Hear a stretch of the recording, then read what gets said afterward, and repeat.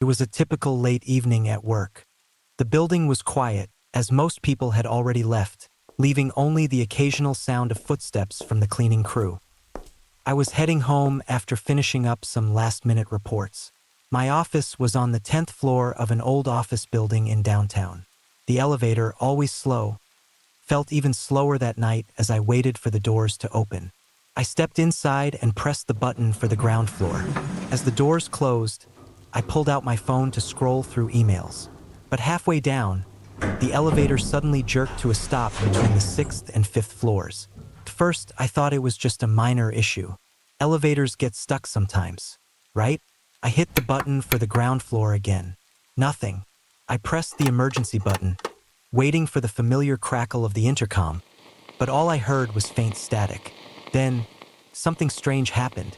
A low voice, barely a whisper, came through the speaker, saying my name. It was so quiet I wasn't even sure I heard it right. I called out, "Hello?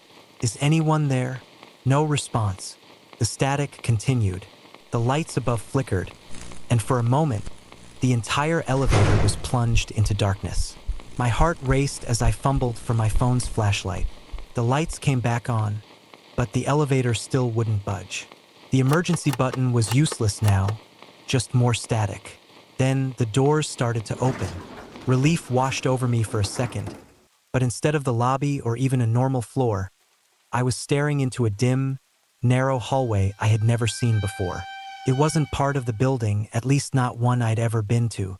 The walls were old, covered in peeling wallpaper, and the floor creaked under the weight of unseen footsteps. I stepped back into the elevator, panic rising. I pressed the door close button repeatedly, but nothing happened. Slowly, from the hallway, I began to hear footsteps approaching, soft but deliberate, like someone or something was coming towards me. Suddenly, the doors slammed shut, and the elevator started moving again, fast this time, shooting downward like it was free-falling. My stomach lurched as I gripped the railing. The lights flickered violently, and the sound of those footsteps grew louder, as if they were now inside the elevator with me.